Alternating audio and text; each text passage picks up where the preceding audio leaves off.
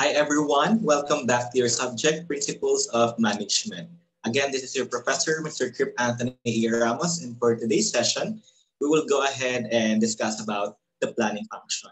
So just like what I've mentioned last session, definitely we have different management functions, and one of it would actually be the planning. So planning is really important in all of the transactions as to the business or company or even institutions in order for us to achieve our certain goals. This is really imperative in order for us to be successful in attaining our objectives. Okay, but first let's go ahead and define what is planning. So planning, okay, everyone, planning is actually the determination of the course of action to achieve the desired results. So definitely before we go ahead and pursue our operations, definitely we have desired results. And in order for us to prepare and achieve that desired results, we must be able to determine the course of action. And that course of action will be able to be determined through planning. Okay.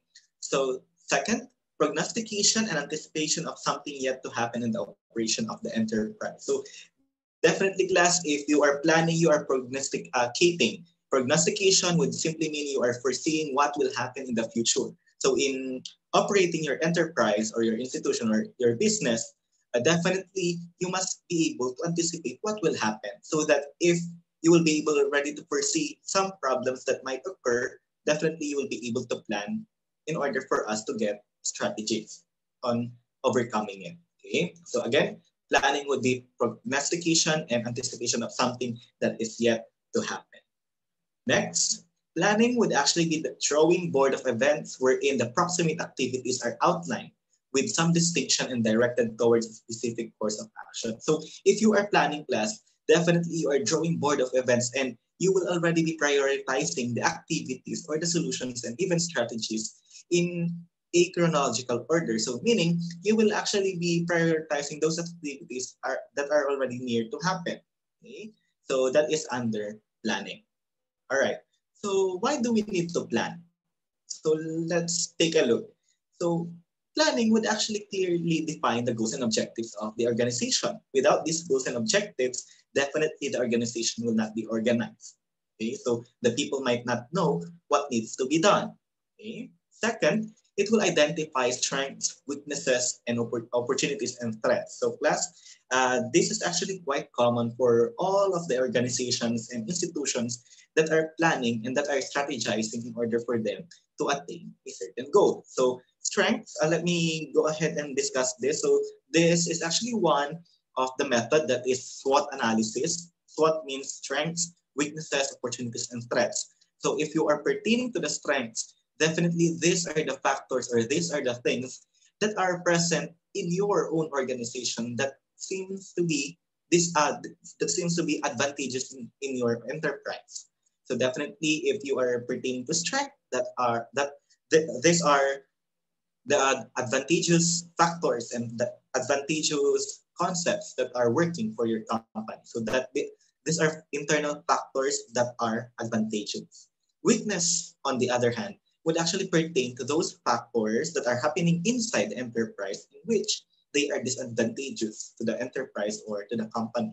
Okay? And you might want already to eliminate such weakness so that later on you'll be able to further improve your enterprise. Okay, so opportunities would actually be external factors that are yet to operate in the enterprise. So definitely these are the possible advantageous factors that might work for the enterprise. Threats, on the other hand, definitely these are disadvantageous external factors that might affect your enterprise.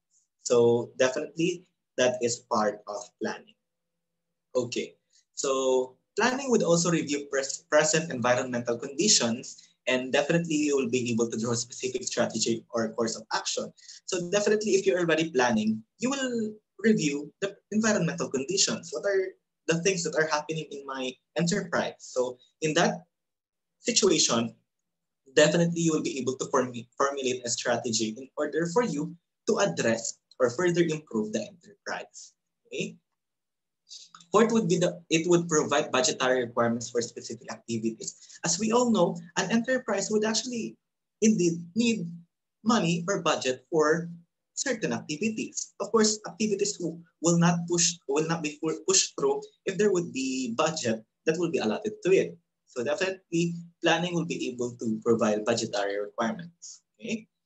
Fifth would be it will set measures of control mechanism to achieve the desired result. So, of course, if you are already planning, you will know how will you be able to control things or even people in order for you to achieve your results. Okay. So, what are the elements of effective planning process? So let's take a look one by one. First would be forecasting. So forecasting class would be the systematic approach to probe the future business events from available data and information. Of course, before pursuing an enterprise, definitely you will be provided data and information so that you will know on how will you be able to effectively operate the enterprise. Okay, and if you are doing a forecasting according to the planning process, definitely you will probe the future business events. What will happen 1 month after you establish, 2 months after you establish. So definitely you're already forecasting in that event. Okay? Second would be objectives. Objectives are the goals that put into specific terms the vision and mission of the organization in operational terms. Definitely objectives are really relevant and these are really important in order for you to have a uniform operation so that the people will be guided on how will you be operating the enterprise. Okay, so this would actually envision or this would actually put the vision and mission of the organization into action. Okay, so those are objectives. So in classifying the objectives, there are two types of objectives or classifications of objectives. So definitely the first one would be economic objectives. If we're pertaining to economic objectives, these are market goals and what it intends to do in order for the business to prosper. So simply put, if you are pertaining to economic objectives, these are profit-oriented objectives. This would want you or your enterprise to be able to gain more profits. So those are economic objectives. Let me give you an example. So this would be sales volume. So this would be the quantity of products produced and amount of customer patronage on how are the customers will be able to or how are they willing to avail those products being offered. So that's sales volume.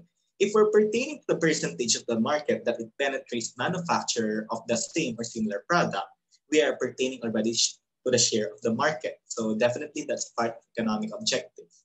Profit peso margin, this would actually be the total profit that will be generated in company operation in the short or long-term objective. So just like what I mentioned, of course, if you are already operating an enterprise, you will foresee some future events. So you actually have short and long-term objectives. So those objectives will definitely give you an insight on the profit that will be generated in the company operation. Okay? So that would be profit peso margin. Okay, so return on capital investment, this would pertain to the amount of money that will be generated against total investment. So definitely this is the profit of those investors. Okay, so how fast will it return? Definitely that would be a factor on the economic objectives. Next would be stockholders' dividends. Of course, class, stockholders would be encouraged to put in more money when their capital investments will generate more dividends. Of course, if you are the stockholder, you won't be encouraged or you will be discouraged to put more money if you know that the capital investments would not provide you dividends or profits. So definitely, stockholders' dividends would actually be part of the economic objectives of an enterprise. Okay? So in contrast to economic objectives, we have social objectives. So these social objectives would be the non-profit objectives of the company in their operation in the social environment. So from the word itself is social. So this is not concerned with the money. Okay? These are non-profit objectives. So let's take a look on the examples of social objectives. So first would be under employees and other stakeholders. So one would be providing health benefits, job security, and good working conditions in order for you to encourage your employees to work efficiently. Okay, so this might help you. Next would be you will be recognizing employees with good performance, as we all know, and some of you already are working already, they are already working in a private company or any institution, you'll know that maybe every month or annually or semi-annually, there are actually events that recognizes employees with good performance in order for them to appreciate the efforts that they are putting into the enterprise. So definitely that would actually help. Next would be paying just and proper wages on time. Of course, if you are running an enterprise, you will actually need to know and to be reminded that you must be able to pay just and proper wages on time, because if you will not be doing that, your employees might just leave the enterprise or the company. Okay? So some other examples would be recognizing employees' potentials for promotion in order for them to look forward in their career growth, and provide training and development interventions. Okay, so that's for the employees and other stakeholders. Now let's go to the community and social institutions. So some of the possible objectives would be participating in civic and community projects, just like this corporate social responsibility as part of it. Okay? Next would be protecting the environment against pollution and other hazards, conserve community resources and energy, and develop a system of proper waste disposal, and of course, support government projects and activities. Okay, so those are the objectives under social objectives that you might want to consider if you are already running an institution. Okay, so let's take a look into the elements of effective planning process. Another element would be company policy. So company policy are actually the commands or rules of conduct that must be interpreted as the purposes and carry a degree of compliance. Of course, why are we doing this policy?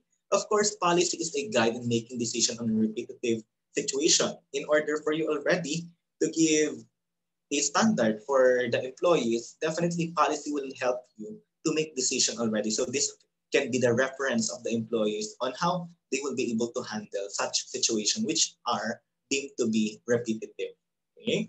It will also ensure uniform and consistent actions. Without policy, definitely your enterprise might be disorganized because there are no standards that need to be followed. So definitely policy will ensure uniformity and consistency. Okay?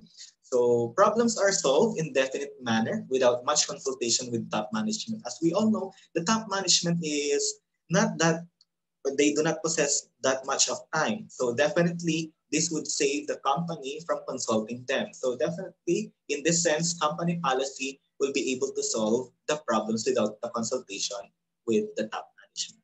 Okay. So let's take a look into the another element, which is program. Okay, so program, these are the sequential line of activities to implement policies and design plans. Okay, so these are also the step-by-step approach to guide necessary action towards the predetermined goals. Okay, so what are the features of a program? So first, it must be closely related to corporate and operational objectives. First, you are formulating a program so that you will be able to attain such corporate and operational objectives. Otherwise, it will be nonsense. Okay? It is also combined with schedule to provide a synchronized chronological sequence of events. So definitely, if you are putting a program, you will have to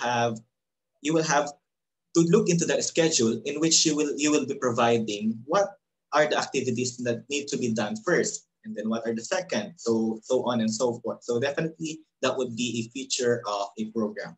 Next, it must provide budgetary allocation so that timely accomplishments are assured. Okay. So just like what I mentioned, definitely this, if you are already planning for the activities, it will require budgetary allocation. So program will help you to provide those budgetary allocations projected for such activities. Okay. It may be also prepared in narrative or tabular form describing specific activities at designated time frame. So again, you can prepare it. You may present this kind of program in a narrative or tabular form. Okay, so just make sure that those activities that are needed on a certain period of time are already specified in that program. Okay, so Just like what I've mentioned earlier, there are short-term and long-term objectives that will require short-term and long-term programs as well.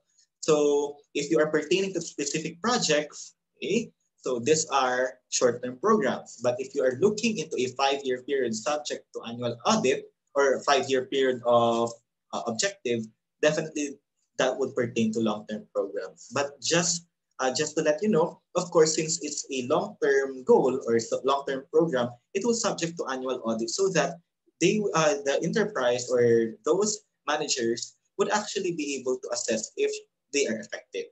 Okay, so let's go now to the procedures. So under the procedures, it would prescribe the method or manner by which work is to be done. Okay, so it will also simplify the project so that it would be done uniformly. However, class, just to remind you, procedures might actually discourage innovation and initiative among managers and line workers. Why? Because they are already setting the standard, meaning they already know what needs to be done. Okay? And in that sense, innovation might not actually be possible or might less likely to happen. Okay, so though that is procedure. Okay, so you might ask, what are the features of a good procedure? So let's go ahead now and take a look. First, it will analyze and study the work being described. Okay. Second, it will result in job simplification. You are doing a procedure or you are setting a procedure in order for you to simplify your work so that you will be able to save time, save resources, and that your employees might still be able to enjoy the time remaining.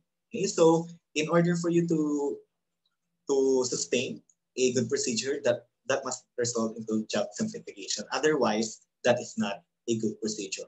Okay, it will also eliminate a good procedure will also eliminate overlapping and duplication. So that the people will already know what are their distinct obligations and duties, so that there would be no redundancy into the work. Okay, so that's the number three. Number four would be good procedure will ensure high level of uniform performance when properly established. So definitely, if you are running an enterprise, you want to see a uniform performance so that everyone is it seems to perform in accordance to the result that are being achieved or that are projected to be achieved. So definitely, a good procedure will help you on that. It will also assure the production of quality products. Why? Because those good procedure comes from different experiences that happened before. And since you are already imposing it, it's already a mechanism for you to assure that the products being produced are indeed of quality. Okay. So it will also provide a standard system of appraisal on employee performance. It will reduce the burden of decision making as standards are all set. So just like what I've mentioned, if you have standards, definitely you won't have the need to consult with other people. You just need to check on the procedure. Okay. Will also lessen the time of managers in training and job coaching, simply because if you have the procedure, all that the employees just need to have to be informed of the procedure that needs to be done. Okay, so in if you will be able to successfully inform them of the procedure, definitely the time of managers will be lessened in terms of job coaching. It will also ensure the close coordination and develop work efficiency, and works are carried out uniformly in all levels of the operating department. Okay? So let's continue to the other elements of effective planning process. Of course, just like what I mentioned earlier, so an enterprise won't work if we won't be able to have budget. Okay, so budget class would be the estimate of how much money is required for the activities to take off. Without this budget, your enterprise will not be able to operate. So this is really important in order for you to sustain such operations. Okay, so this would also refer to money, time, materials, and other organizational resources required to perform works at specific target results. Okay, so what are the features of good budgeting system? So first, it is an appraisal of expected expenses projected against anticipated income in the future. Of course, if you're already budgeting, definitely you're already looking into the expenses and the income. Okay, you will be already comparing it. So definitely that would be a feature of good budgeting system. It is also based on available data and information after conducting SWOT analysis. So just like what I mentioned earlier, SWOT analysis will be able to let you know what needs to be done and what are the things that don't need to be done. Okay, so this would be helpful. Next would be the overall company goal sets, the pattern for contributory efforts of all elements of the enterprise. It will also precede compilation of figures in monetary terms representing anticipated needs. Okay. It will also consider total expenditures on wages, materials, machinery, equipment, and other requirements in the operation of the business. Because if you won't be able to consider these expenditures, you might encounter future problems into your operations. Okay. So goal setting and programming must be cooperatively undertaken by all line and operating managers in making specific plans. Because if they will not be cooperating with each other, definitely there might be discrepancies that will lead to problems already. Okay, so it will also be applied as a system of evaluation and a yardstick to every component of the business as it pinpoints individual accountability. Because if you are already implementing a budgeting system, you will already know the specific obligations and duties of those persons handling such budget. Okay? So the planning hierarchy. So under the planning hierarchy, definitely there is the institutional planning. It will determine what the total organization should do in the course of its operation. So there are types. So first one would be the short range planning. So if you are doing the short range planning, it lasts for 1 to 2 years. Medium range would cover the period of more than 2 years. However, it's less than 5 years. And then if you are already planning of more than 5 years, definitely that's already long range planning. Okay. So next would be the activity planning. Activity planning would actually be the planning activities of the line and operational managers in their day-to-day work program. So let me give you the summary. So if we're pertaining to level 1, that's the board of directors. So in this sense, you are already planning the activities. So what are expected from those persons in the enterprise? So definitely this table would be an example. So first, if you're level 1, that is the board of directors. So their function is the policy of determination. So level 2 will be the chief executive. You are delegated the long range planning. Medium range planning would be on level 3. That would be VP and senior manager. Activity planning would be level 4, line and operation manager, and job planning would be level 5 or the line supervisor. So just like what I've mentioned, it is really important for us to develop a comprehensive plan so that we'll be able to sustain the operations of the enterprise. Okay? And in developing a comprehensive plan, I would want you to remember the following. First, you must be able to define clearly the target goals and objectives. Without these goals and objectives, definitely this would cause you disorganization into your enterprise. Second, you must be able to identify all the issues and problems that need to be addressed, because if you will not be able to foresee this might actually result to some challenges that you might be encountering in the coming months, days, or even weeks. Okay? You must be able to, in developing a comprehensive plan, it must be able to review present and past performances so that you will be able to know what are the best practices that need to be continually applied and what are those bad practices that need to be stopped. Okay? Fourth would be a comprehensive plan must decide on the important corporate requirements and how to meet them so that the employees will already know on how we'll be able to meet such goals. Okay? A comprehensive plan must also prepare timetables in graph and charts. It will also develop strategies to accomplish the goals and objectives. It will also review periodically accomplishments and targets. So in order for you to check if your activities, if your strategies are already working, if you are already hitting the targets, or if your strategies are aligned still on your targets. So just like what I've mentioned, there are management functions. So one of it is planning and another would be the controlling. So if you would be asking if what is the relationship of planning and control, definitely that's scheduling. Okay, so the programs must be with timetables defined specifically into schedule of activities which were drawn in graphs and charts. Okay, so with this, if you would want to check the reference that I've used, so you might check this. And let me thank everyone for attending and watching this session. And I hope to see you on your next synchronous session and looking forward that you will be watching the rest of the sessions. Thank you, everyone.